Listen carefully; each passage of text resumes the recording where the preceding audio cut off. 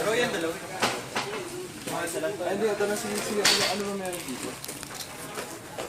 Ulang brand tapos mura lang. Lambot ba?